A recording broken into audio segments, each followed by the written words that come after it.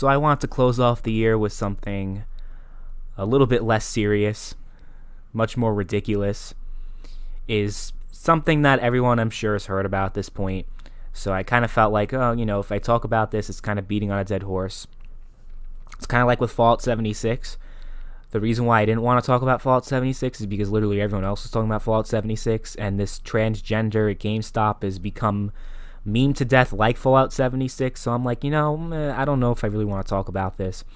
But it's the last day of the year.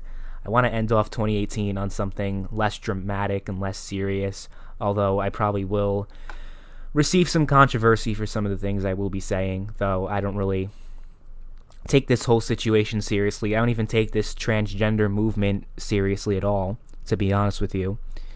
I mean, look, anyone who knows my political views, knows my social views, knows that I am not a friend of the transgender movement at all. I consider someone who is transgender as someone who is clearly suffering from a mental illness, and I do feel bad for them that they are going through this illness, but at the same time, I don't think that pretending there's nothing wrong with them, that they don't need help, is a good way of treating their illness. It just makes absolutely no sense to me. And you could clearly tell, obviously not all transgender people act like this, but you could tell that this individual particularly is clearly mentally ill and suffering from a mental illness. Now, again, doesn't mean that every single transgender person is going to act crazy like that, but a good number of them do act like that. They act nuts when you try to, when you refuse to acknowledge their mental illness, try to embrace their mental illness as something that's actually normal. A lot of them go nuts.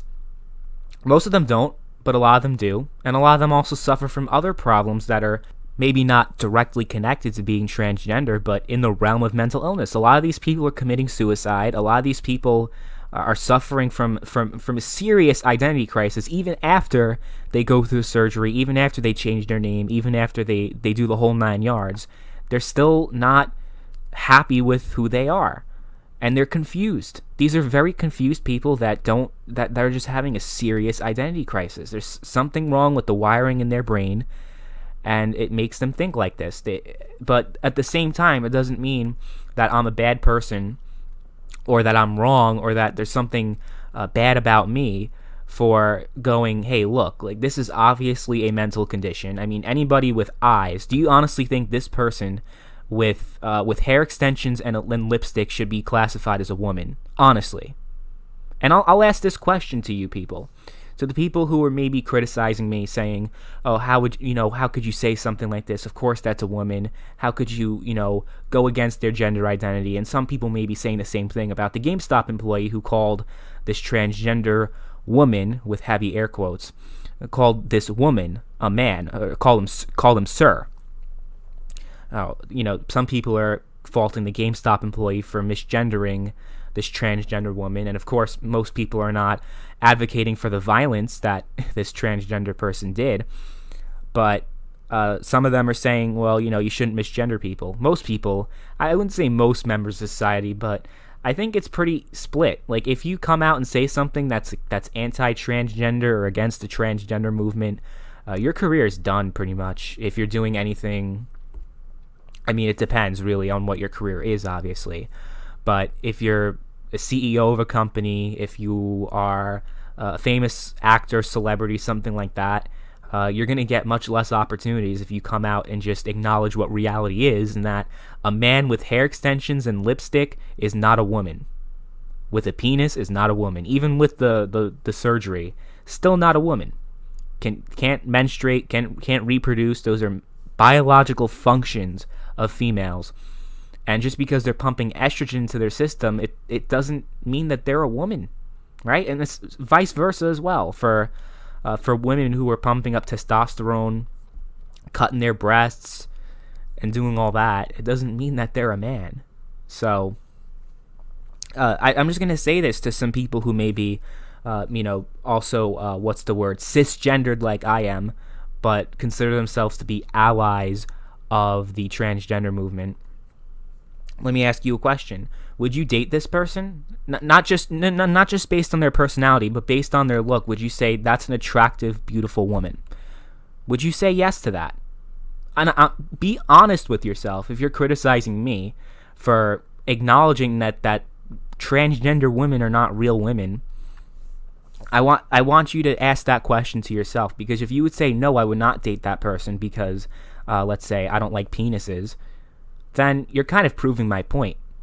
You're exactly proving my point that transgender women or transgender men, they're not the gender that they're trying to be.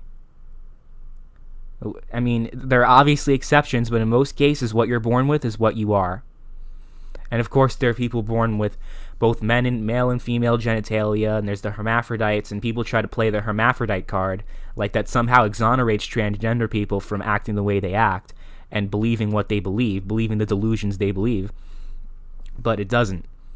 Just because some people who are actually biologically have traits that are both male and female doesn't mean that this is normal. Honestly, they're two completely separate things.